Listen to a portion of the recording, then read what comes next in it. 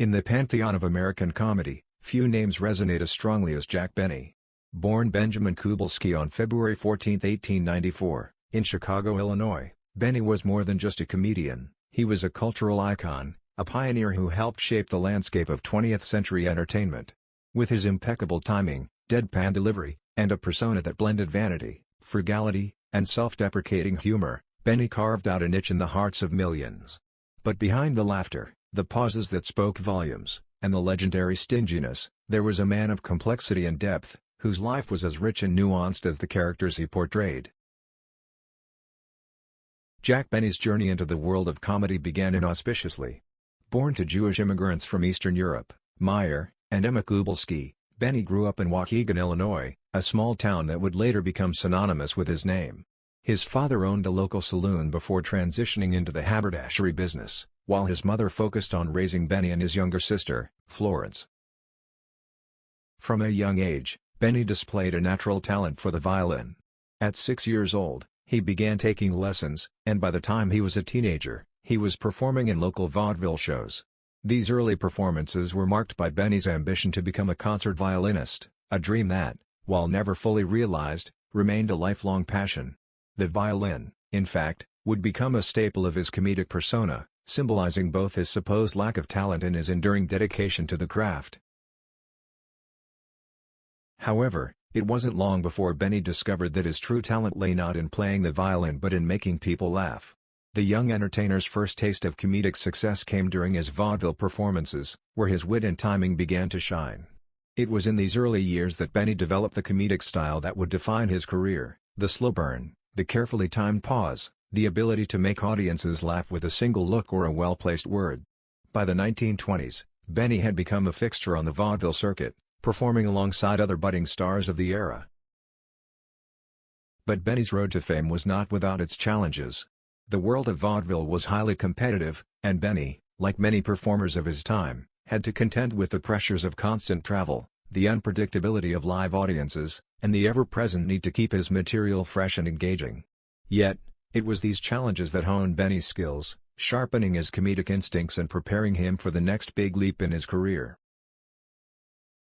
The 1930s were a transformative decade for Jack Benny. With the decline of vaudeville and the rise of radio as the dominant form of entertainment, Benny made the transition to this new medium with remarkable ease. In 1932, he launched the Jack Benny program on NBC, a show that would go on to become one of the most beloved and enduring programs in radio history. The Jack Benny program was revolutionary in its approach. Unlike many of the variety shows of the time, which relied on a rotating cast of performers and a mix of music, comedy, and drama, Benny's show focused on a core group of characters and a single, unifying comedic theme: Benny's own exaggerated personality.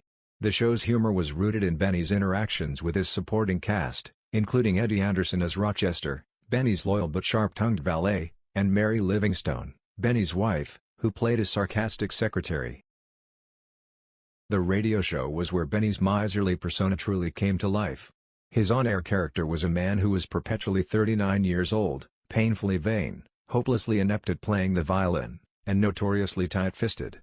These traits, while exaggerated for comedic effect, were executed with such precision and subtlety that audiences couldn't help but laugh. Benny's mastery of timing, the pause before a punchline, the slow burn after an insult, became his signature, setting him apart from other comedians of the time. But Benny's genius went beyond his own performances. He was a generous performer who understood the importance of teamwork in comedy. He often gave the best lines to his supporting cast, allowing them to shine, and in doing so, made the show stronger. This generosity extended beyond the studio. Benny was known for his kindness and mentorship to younger comedians, many of whom went on to become stars in their own right, including Bob Hope, George Burns, and Gracie Allen. The success of the Jack Benny program catapulted Benny to national fame. At its peak, the show had millions of listeners tuning in each week, eager to hear the latest misadventures of their favorite comedian. Benny's influence on the radio was profound, helping to shape the format of sitcoms and variety shows that would dominate American entertainment for decades to come. As television began to eclipse radio in the late 1940s and early 1950s, many radio stars struggled to adapt to the new medium. Jack Benny, however, made the transition with ease, proving that his humor was just as effective on screen as it was over the airwaves. In 1950, the Jack Benny program made its television debut, and for the next 15 years, it remained a staple of American television. Television allowed Benny to showcase his full range of comedic talents. Audiences could now see the expressions, the gestures, and the subtle visual cues that had been hinted at on the radio. Benny's television show retained many of the elements that had made his radio program a success: the same cast of characters, the same humor, and, of course, Benny's inimitable timing. But television also offered new opportunities for comedy, and Benny took full advantage of them. One of the most memorable aspects of Benny's television show was his willingness to break the fourth wall. Benny often played with the conventions of television, addressing the audience directly, acknowledging the absurdity of the situations he found himself in, and even poking fun at the mechanics of television production. This self-awareness was ahead of its time, foreshadowing the meta-humor that would become popular in later decades. Benny's television show was not just a hit with audiences, it was also a critical success, earning numerous awards and accolades. Benny himself was widely recognized as one of the most talented and innovative comedians of his generation. His influence on television comedy was profound, paving the way for future sitcoms and variety shows. Despite his success on television, Benny never abandoned his roots in radio and live performance. He continued to make guest appearances on radio shows, perform in nightclubs, and tour the country, always eager to connect with his audience. His dedication to his craft was evident in every performance, and it was this dedication that endeared him to generations of fans. While Jack Benny's public persona was that of a vain, stingy, and self-absorbed comedian, those who knew him personally spoke of a man who was kind, generous, and deeply devoted to his family and friends. Benny's private life was, by Hollywood standards, remarkably stable and scandal-free. In 1927, Benny married Sadie Marks, a fellow performer who would later be known as Mary Livingstone. The couple met while Benny was performing in Los Angeles, and their marriage, which lasted until Benny's death, was one of the great Hollywood love stories. Livingstone was not only Benny's wife but also his creative partner, playing a key role in his radio and television shows. Their on-air banter, often laced with playful sarcasm, reflected the deep affection and mutual respect that characterized their relationship. The Bennys adopted a daughter, Joan, in 1934, and Benny was a doting father who took great pride in his family. However, like many parents of his generation, Benny struggled with the challenges of balancing his career with his responsibilities as a husband and father. His relationship with Joan was sometimes strained, particularly as she grew older and sought to establish her own identity. Despite these challenges, Benny's love for his family remained a constant in his life. Benny was also known for his friendships with other entertainers. He was particularly close to George Burns, with whom he shared a lifelong friendship that began in the early days of vaudeville and continued until Benny's death. Burns once remarked that Benny was not only the funniest man he knew but also the most generous, both personally and professionally. Benny's kindness extended to his colleagues and staff, many of whom remained loyal to him for decades. However, Benny's life was not without its difficulties. In the later years of his life, he faced a number of health issues, including a heart condition that required surgery in the early 1960s. Despite these challenges, Benny remained active and continued to perform, always striving to bring laughter to his audiences.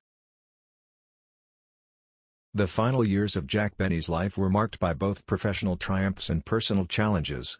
In 1974, Benny was diagnosed with pancreatic cancer, a diagnosis that was kept largely private. Despite his illness, Benny continued to perform and make public appearances, determined to keep doing what he loved for as long as possible. Benny's last public performance was in October 1974, at the Beverly Wilshire Hotel in Los Angeles, where he was honored by the Friars Club.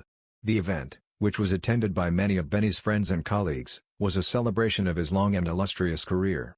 Benny, ever the professional, took the stage and delivered a performance that was both funny and poignant, a reminder of the talent that had endeared him to millions.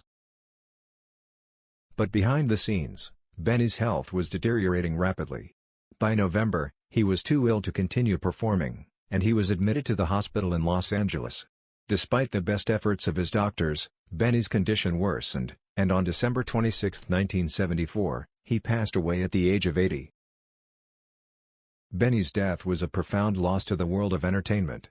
Tributes poured in from around the world, with fans and fellow performers alike mourning the loss of a comedian who had brought so much joy to so many. Benny's funeral, held on December 29, 1974, was attended by many of the biggest names in Hollywood, including Bob Hope, Frank Sinatra, and George Burns. Burns, who delivered the eulogy, spoke of Benny's generosity, his kindness, and his unparalleled talent, capturing the essence of a man who had touched the lives of millions. In the days and weeks following Benny's death, stories emerged of his kindness and generosity. One particularly touching story involved a single red rose that was delivered to Mary Livingstone every day for the rest of her life, a gesture arranged by Benny before his death. It was a final, silent tribute from a man who had built his career on the power of silence.